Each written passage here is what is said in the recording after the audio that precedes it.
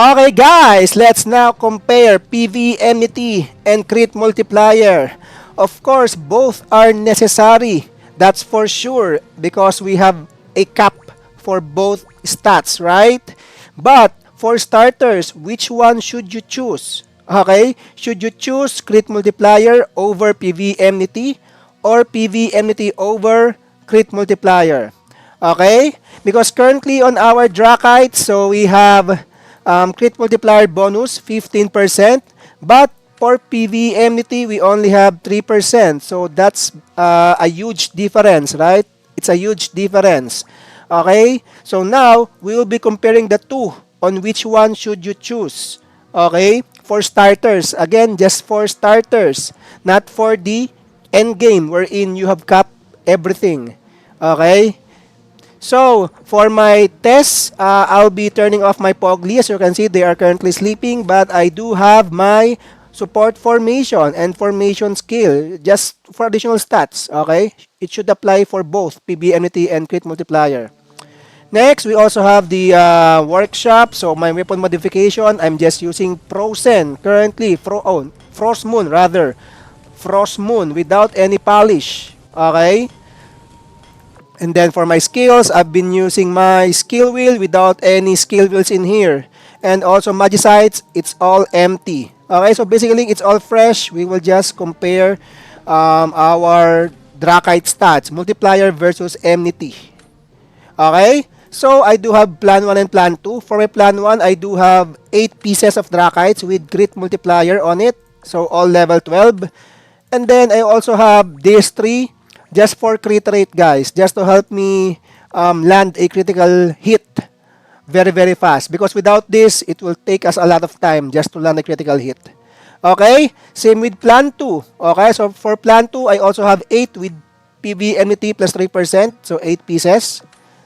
Okay, alright, so and then 8, and I have the crit. Okay, for critical rate, so I have this 3. Let me just remove this. It should be this one. Okay.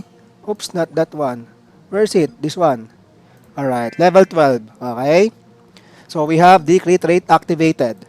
Alright, so now let's test this. So what we will do is we will go here and we will attack the wooden dummy. Okay, because this world boss one is actually a bit tough.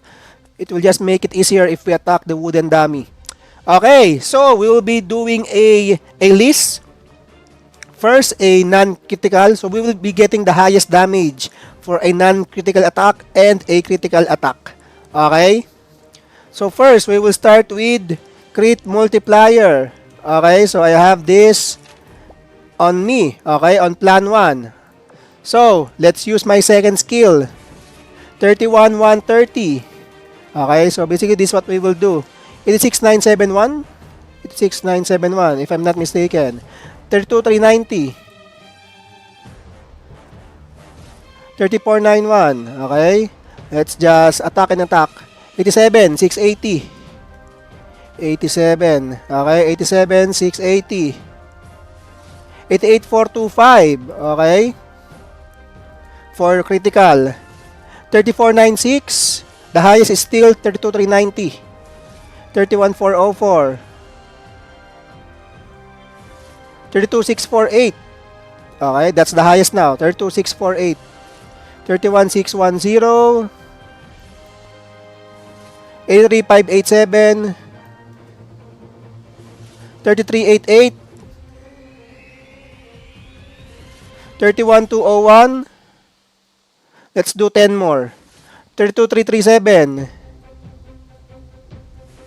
38,75.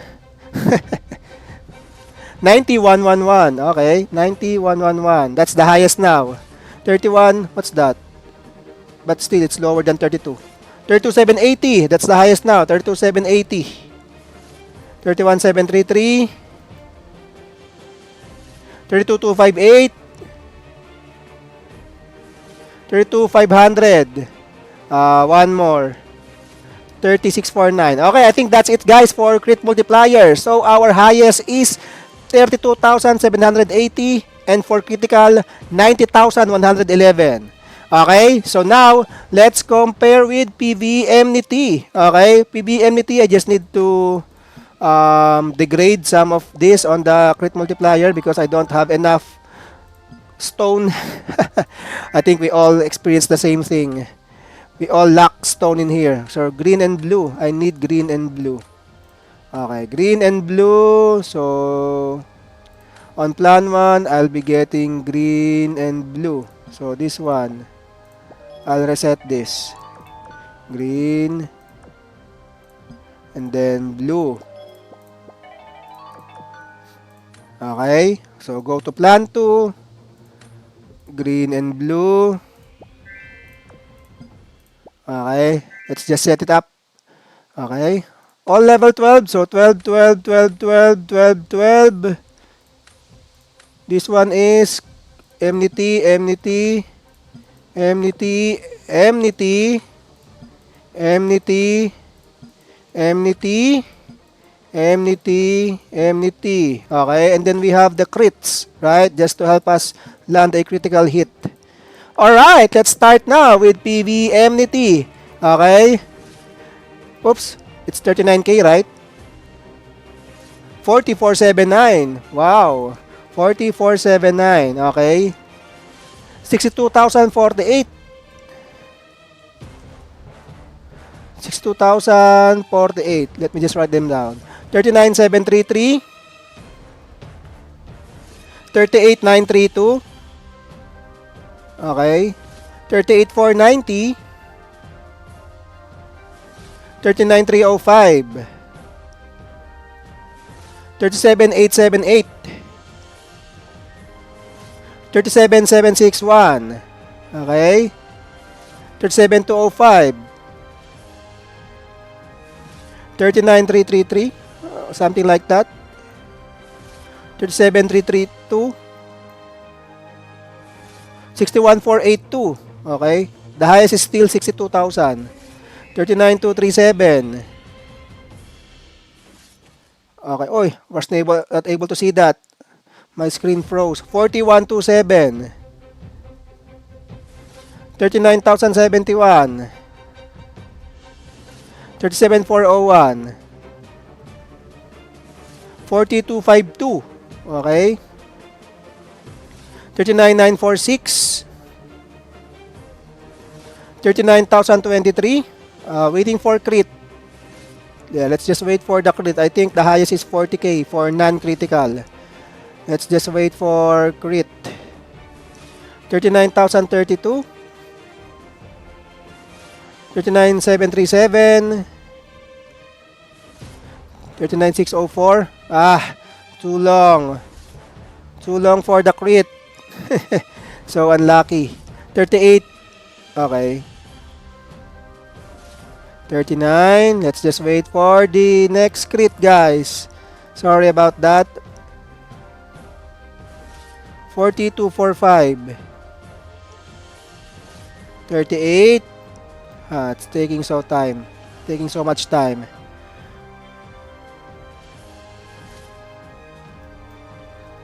Okay, one more critical.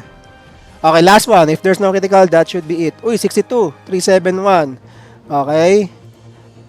Alright, so for the final output, guys, so basically when using crit multiplier, we have 32,780 for non-critical. But for critical, we have 90,111. Okay? For PVE Enmity, we have 40,479.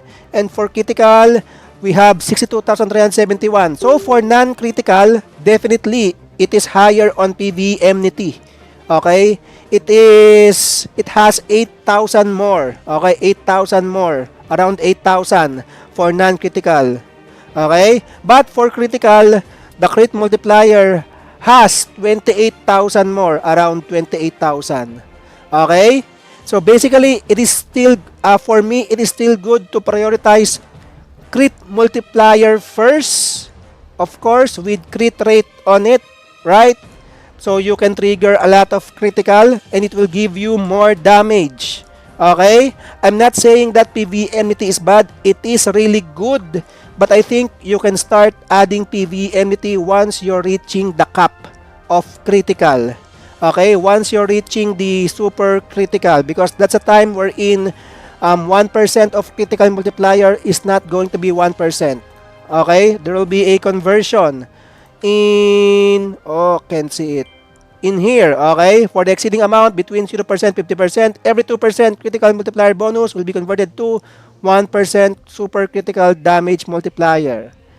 Okay, so basically you're going to hit the cap, and once you hit the cap, you will also need PVE Enmity. Okay, so I think that's about it, guys. So if you're thinking if you should choose between PVE Enmity or critical multiplier, for starters, definitely choose crit multiplier with crit rate on it.